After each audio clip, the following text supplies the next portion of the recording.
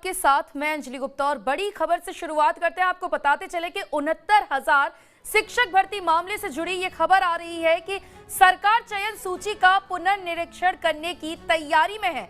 दोबारा सूची जारी हुई तो सभी वर्गों के अभ्यर्थी प्रभावित होंगे। पुनर्निरीक्षण को लेकर विधि विशेषज्ञों से राय भी ली जा रही है। आपको बता दें कि हाईकोर्ट के फैसले के बाद ये कोशिश शुरू की गई है। पूरी जानकारी के साथ हमारे संवाददाता सफी हमारे साथ जुड़ गए हैं। सफी का एक बार रुख करते हैं। सफी, हाईकोर्ट ने कल ये आदेश तो दे दिया है, हालांकि अभी तक सरकार की तरफ से कोई भी औपचारिक रूप से बयान सामने नहीं आया था, लेकिन कोर्ट ने आदेश दे दिया है, तो क्या कुछ अब सरकार का रुख रहेगा?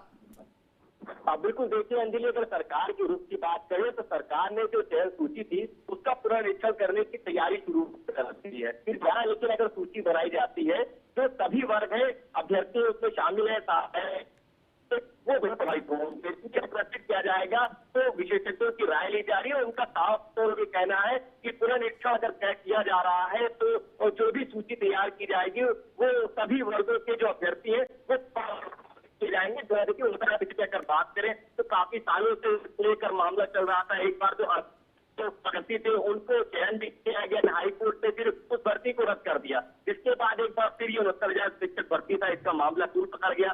बीते दिन अगर बात करें हम तो जितने भी शिक्षक थे वो सभी अखिलेश यादव के पास पहुंचे, समाजवादी पार्टी कार्यालय, उनसे अपनी बात को रखा और साफ तौर से देखिए लगातार काफी सालों से मांग कर रहे थे, लेकिन फिर एक बार ये मामला पूर्ण पकड़ता नजर आ रहा है। और अगर सरकार भी इसमें पुनरीक्षण की बात कर रही है तो कहीं ना कहीं ये जरूर देखना होगा कि अगर पुनरीक्षण किया जा रहा है तो जो भी भर्तियां हुई हैं वो तो रद्द हो चुकी है, लेकिन अब जिस जाएगी तो इसमें सभी वर्ग के जो हुए हैं प्रभावित होंगे। जी अंजलि, बिल्कुल सभी, मैं भी यही बात कह रही थी कि देखिए अब विधि विशेषज्ञों से राय तो ली जा रही है, मतलब जाहिर है कि पुनर्निरीक्षण किया जाएगा क्योंकि कोर्ट ने भी ये आदेश दे दिया है, लेकिन इसकी वजह से जो सभी वर्ग हैं वो कहीं ना कहीं प्रभावित होंगे। अब बिल्कुल, देखिए अगर जिस तरीके से विशेषज्ञों की राय ली जा रही है तो उनका तो यही कहना है कि अगर फिर से ये सूची तैयार की जा रही है और पुनरीक्षण किया जा रहा है तो जिस तरीके से जो जांच चल रही थी, जिस तरीके से जो मांग कर रही थी और जो भर्तियां हुई थी उसको लेकर सवाल खड़े हो रहे थे, तो अब अगर दोबारा ये जांच की जाएगी और दोबारा सूची तैयार की जाएगी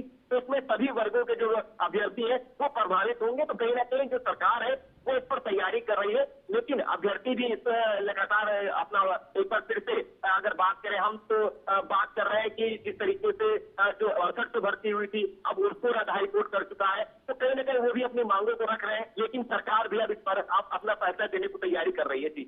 जी सफी, शुक्रिया आपका तमाम जानकारी के लिए। तो फिलहाल देखिए, दर्शकों को बता दें कि जिस तरह से कल हाईकोर्ट ने यह आदेश दिया है कि फिर से पुनर्निरीक्षण किया जाएगा, सरकार 3 महीने के अंदर अपनी रिपोर्ट सौंपेगी, उसके बाद सरकार की तरफ से जो विधि विशेषज्ञ हैं उनसे राय ली जा रही है और ये बात भी तय है कि अगर पुनर्निरीक्षण किया जाएगा तो सभी वर्ग अब प्रभावित होंगे। एक रिपोर्ट के जरिए आपको दिखाते हैं कि जब कोर्ट का ये फैसला आया था तब जो शिक्षक अभ्यर्थी हैं वो समाजवादी पार्टी के ऑफिस पहुंचे थे, वहां से जो तस्वीर है सामने आई थी, एक बार वो तस्वीरें भी आपको दिखाते हैं।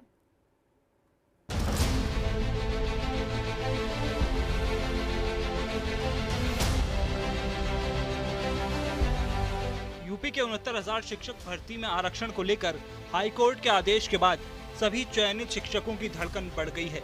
69,000 सहायक शिक्षक भर्ती मामले में इलाहाबाद हाईकोर्ट की लखनऊ बेंच की ओर से पूरी लिस्ट दोबारा बनाए जाने के फैसले से परेशान 69,000 शिक्षक भर्ती अभ्यर्थी मंगलवार को लखनऊ स्थित समाजवादी पार्टी कार्यालय पहुंचे और समाजवादी पार्टी से इस मुद्दे पर मदद की गुहार लगाई।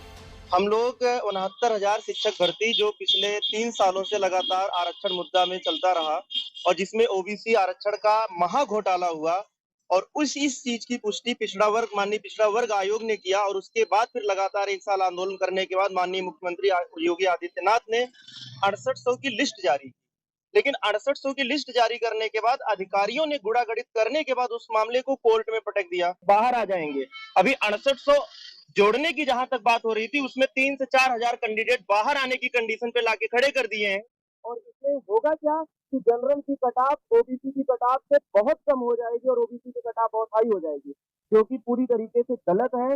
माननीय कोर्ट का जो आदेश आया वो हमारे बिल्कुल विरोध में है। हमारा उद्देश्य यही है कि सभी विपक्षी पार्टियां हमारे मुद्दे को उठाएं ताकि सरकार जो है इस मामले को डबल बेंच में जल्द से जल्द ले जा करके हमारे लिए आदेश करा करके हम 6800 शिक्षकों को नियुक्ति दें। क्या आप मुलाकात में? हाँ, उनसे मुलाकात हुई और उन्होंने आश्वस्त किया है कि हम इस मुद्दे पर आपके साथ हैं और हर तरीके से आपके साथ हम लड़ाई लड़ेंगे। सपा कार्यालय पहुंचे शिक्षक भर्ती अभ्यर्थियों ने कहा कि उन्हें ये सजा योग्य या अयोग्य होने के कारण नहीं मिल रही है, बल्कि उन्हें ये सजा शूद्र होने के कारण मिल रही है।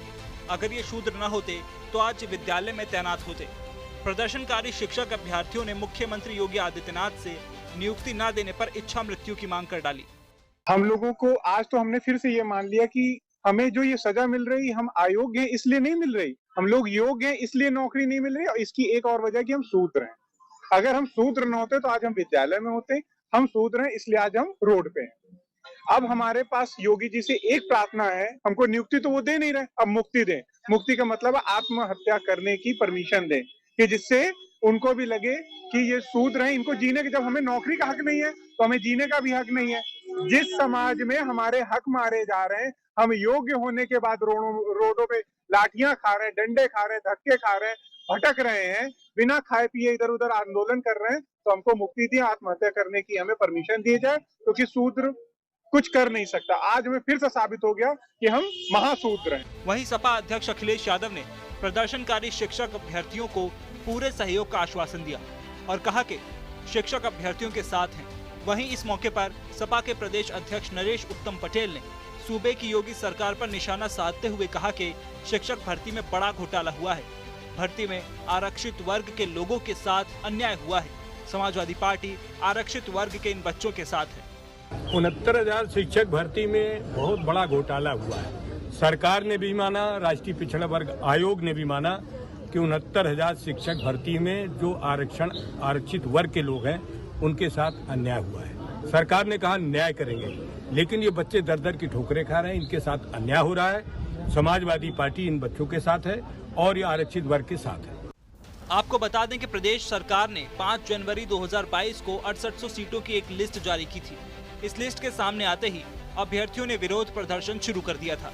मामला कोर्ट पहुंचा तो हाई कोर्ट ने आरक्षित वर्ग के अतिरिक्त 6700 अभ्यर्थियों की इस लिस्ट को खारिज कर दिया है।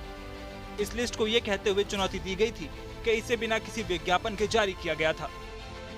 69,000 शिक्षक भर्ती को लेकर लंबे समय से विवाद चल रहा है। उधर 69,000 शिक्षक भर्ती को लेकर हाईकोर्ट के निर्देश का विभाग अध्ययन कर रहा है। बताते चलें कि हाईकोर्ट ने सरकार को 3 महीने में पूरी लिस्ट सही करने के निर्देश दिए हैं। आरक्षण पीड़ित अभ्यर्थियों की तमाम दलीलों को कोर्ट ने स्वीकार किया है और फिर लिस्ट बनाने के आदेश दिए हैं। खास बात यह है कि इलाहाबाद हाईकोर्ट की लखनऊ पीठ ने माना है कि भर्ती के दौरान आरक्षण का घोटाला हुआ है। इसी मामले में पिछले साल 8 दिसंबर 2022 को हाईकोर्ट ने आरक्षण घोटाले पर ऑर्डर रिजर्व रखा था।